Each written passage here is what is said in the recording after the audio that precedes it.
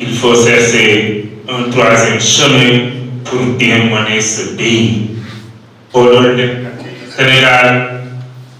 et aujourd'hui Sénégal. Mais le président Kama a trouvé la solution. Wona haye wawan jogade, wona songo wawan jogade, wona en wawan jogade, ko yimɓe ɓe fi nammodira ballondira. Donc nous pouvons vous assurer que nous population du Sénégal nekk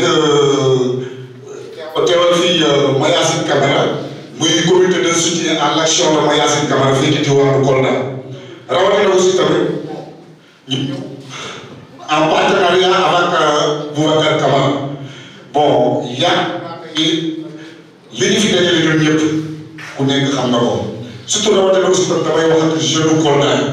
surtout parce que Sénégal dafa war a am changement avant tout d'abord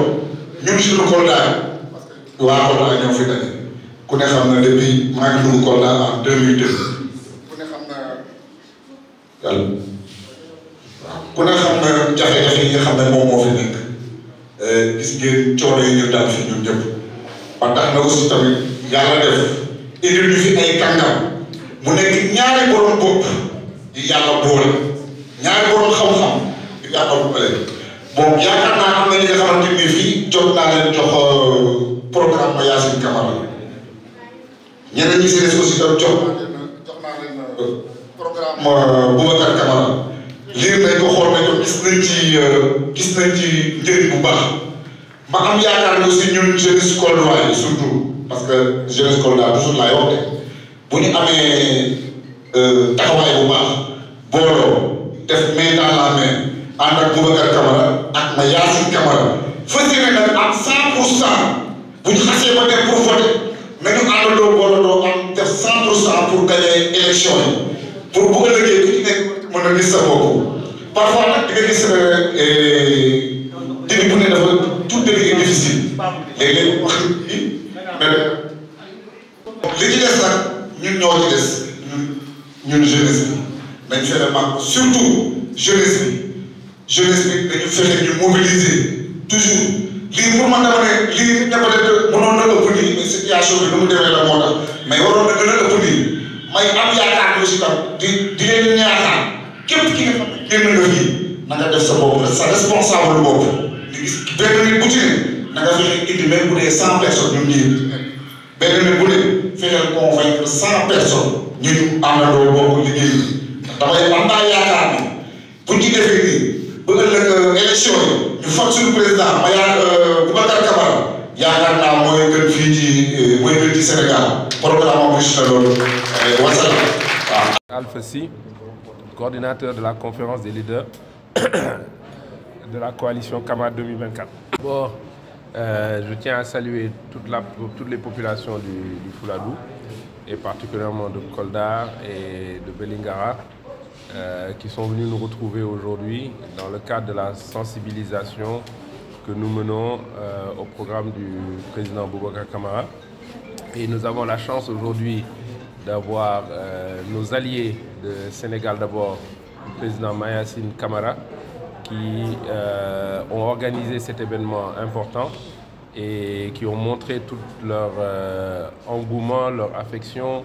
et leur dévouement au président Boubacar Camara, qui doit se matérialiser par une victoire à l'élection présidentielle à venir. Le président Boubacar Camara fait partie des 19 candidats qui ont été retenus par le Conseil constitutionnel et qui aujourd'hui est dans la course pour la magistrature suprême dans notre beau Sénégal. Oui, notre candidat a le programme le plus élaboré, en tout cas selon nous, notre perception, de tous les candidats. Le programme est d'abord axé sur la capacité à générer des revenus adéquats pour pouvoir répondre aux besoins aussi bien infrastructurels, santé, aux besoins aussi éducationnels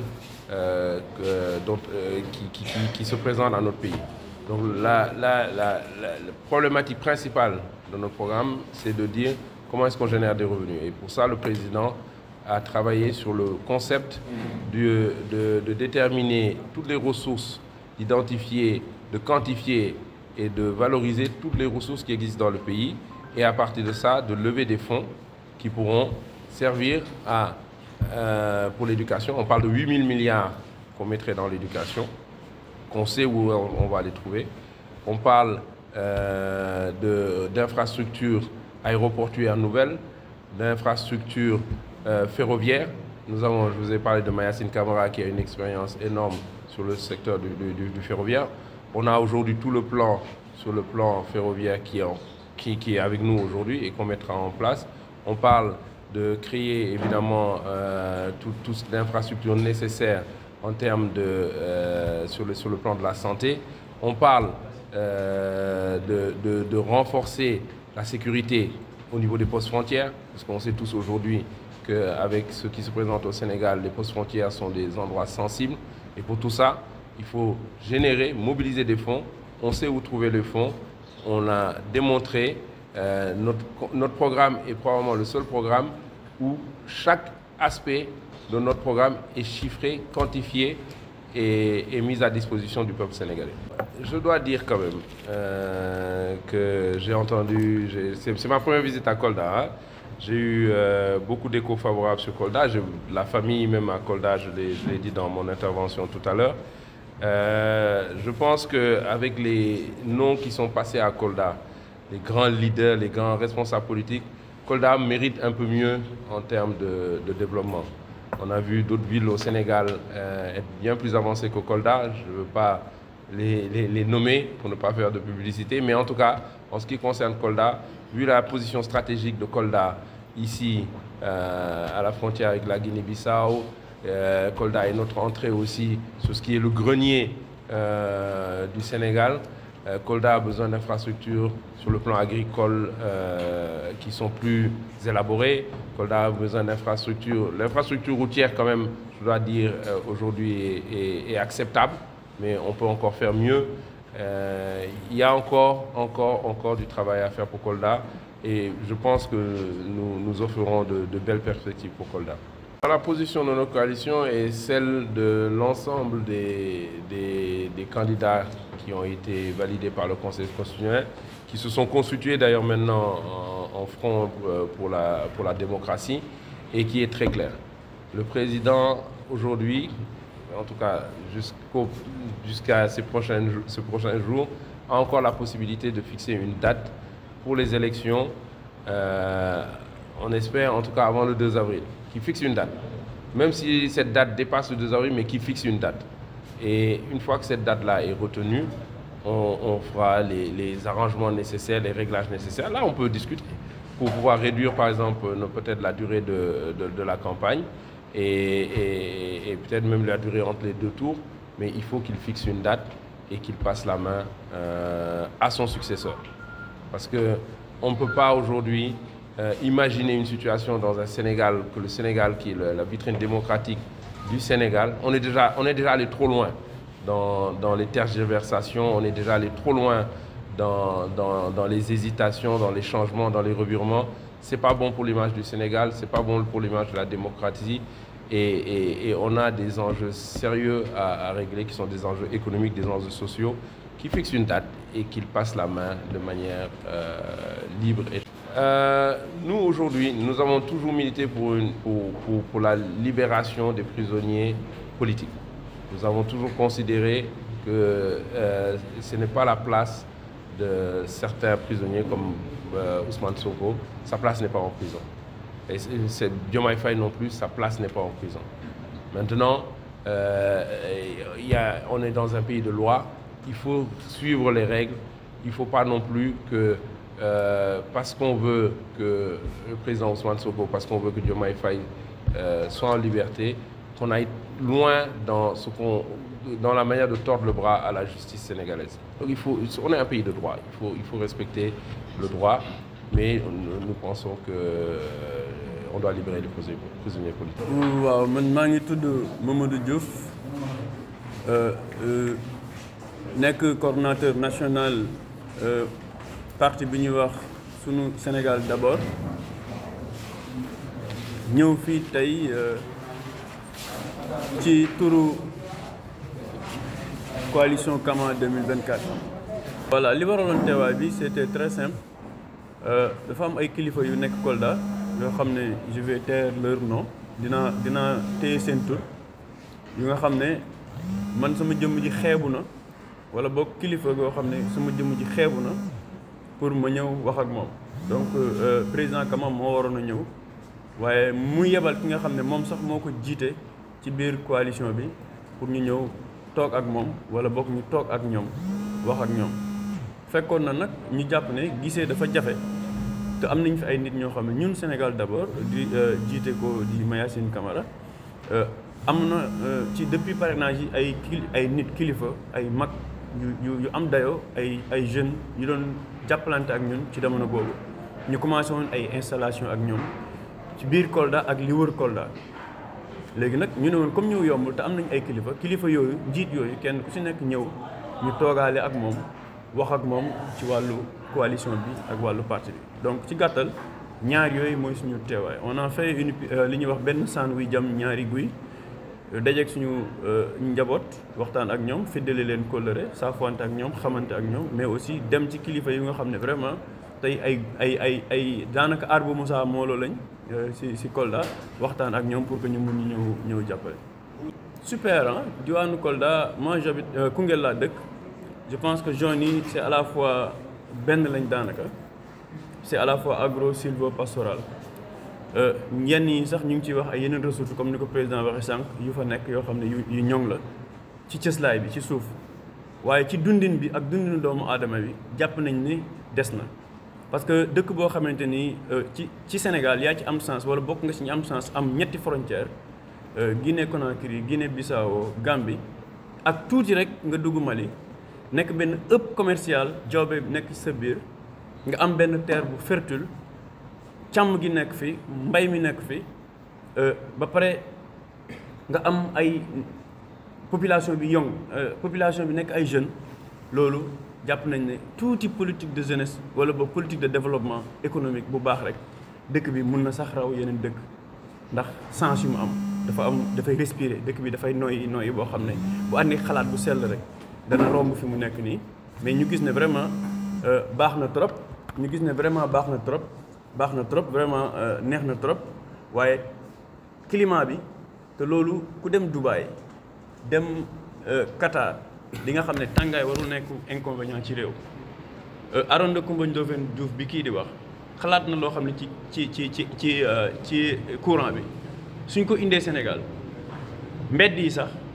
da ngay romb parce que am na du ay léeb am na Qatar ngay dox ci mbedd yi foofu ñu mel ni ay rigolu ndox climatisation moo fay génn bitig yi dañ leen di imposer ñu am ay climatiseur parce que courant bi day yomb ba accessible produit du yàqu nit ñi duñ sonn kenn dootul craindre soo duggee sa oto taal climatiseur soo duggee ci bureau soo duggee sa boutique soo duggee sa kër fépp climatisé bu dee climat bi changé na moom dina baax. xam nga dama ko junj ci biir programme bi may wax sànq ci njàng mi dañuy jël 8000 milliards def ko ci njàng mi wala boog dañuy jël ay 8000 milliards di ko def ci njàng mi pour régler problème mu njàng mi fi ñu koy jëlee c'est très simple dafa am li ñuy wax plan mbel su ma juumul Sénégal dafa am lu mu moomal boppam parce que gis nga sa njàngu réew doo ko tayle doo ko dénk tubaab yi loolu tamit c'est important ñu taxaw si yeneen organisation yi nga xam ne ñoo ñuy lebal seen xaalis dañuy imposer fan lañ koy def ba tax nitu daara yi du ñu mën a taxaw ci seen ay mbir xam naa ba yow journaliste nga xam nga bu baax li may wax moo tax li nga xamante ni moo yor sa souveraineté wu réew muy njàng fi ñu koy jëlee dafa war a nekk foo xam ne dafa souverain dafa nekk alal joo xam ne ku fatt sa bët napp sa gémmiñ di nga xam foo ko jëlee te kenn du la wax dugal ko fii da nga koy dugal fu la neex donc suñu plan mbell bi nga xamante ni ci li ñuy génne suñu ay ressources naturelles yi nga xam ne moom lañ am te mu leer ba pare ñu quantifier ko certifier ko mu wér ak ressources yeneen yi nga xam ne am nañ ko natt nañ ko ba xam ne dinañ ci mën a am li ñuy wax 8000 milliards di ko def ci njàng mi su ko defee ñu mën si boole njàng alxuraan njàng mépp bu nga xamante ni jaadu na ci réew mi ñu boole ko ci ba pare di ko fay ba fukki at ak ba ñaar fukki at ak juróom waaye tamit ñu instauré ko mu nekk loo xam ne dafay obligatoire ci xeetu njàng yëpp ba nga am fukki at ak juróom benn su fekkente ni juum waaye fi ñu koy jëlee moom si gàttal mooy suñu ressources naturelles yi suñu amee jotaay yu yaat nañ ko yaatal wax lii fii lay jógee lii fii lay jógee. maintenant nag li doon dugg ci njàng mi mu nekk je pense 10 milliards su ma juumul nga xam ne c'est insignifiant ñu affecté ko santé bi nga xam ne laaj na ay defaraat yu bëri donc continuité la quoi. loolu je pense que ñun du ñu si sori parce que comme ni ko kii waxee rek li ñu ciy tontu mooy li nga xam ne la coalition bi nga xam ne Kama 2024 la dañu instauré le président Boubacar Kama wala bokk dañ ko jox xalaat pour mu bokk ci coalition bi nga xam ne mboolem candidats yi nga xam ne jàll nañ ba pare si lañ bokk ñoom am nañ ci benn gis-gis bi mooy élection dañ ko war a organiser. que ça soit muy tey muy suba dañ ko war a organiser léegi nag loolu njeexital li mooy conseil constitutionnel bi nga xamante ni moom moo yor dernier mot bi nga xam ne moom moo war a instaurer le président wala boog moo war a digal le président ni mu koy defee jàpp nañ ne vraiment am nañ njort bu rafet ne bu fekkente ni projet de loi bi nga xamante ni woote nañ ko ci assemblée bu ñëwee danañ ko gaaw a yóbbu ca conseil constitutionnel te bu yeggee foofu vraiment dinañ gaaw a wax loo xamante ni date bi dina gaaw ñun de toute façon ñun suñu biir amuñ problème si date ñun personnellement suñu problème mooy nañ jël le temps travailler le terrain xamal ndaw ñi kan mooy Kama parce que di ñuy wax mooy xam Kama jot na ñu xamal ñëpp kan mooy Kama nit ñi bu ñu xamee Kama ku ko ñam doo ko bàyyi. voilà njëggal je pense que daf ko théoriser loolu moo tax ay réew bu ci ay nit nekkee dañu war a bokk toog bokk gis-gis bokk jëmuwaay te du nekk ay caaxaan wala tappale loolu ngay wax Kama moo ko njëkk a théoriser ñun si suñu biir plan maa ngi ko doon wax sànq dafa am 700 mesures mu am 14 yu nga xamante ni loolu lu ñuy wax jagal le plan jagal daf ci am première tombe bi mooy vérité réconciliation jéggal dafa war a am mais balaa jéggal di am dañu war a indi vérité parce que mënoo baal nit fekk na tooñoon na keneen te dàmpoo ko réglé woo ko donc dafa war a am li ñuy wax vérité maanaam ñu teg yëpp ci dëgg ba pare boole Sénégal yëpp njéggal moom lu baax la.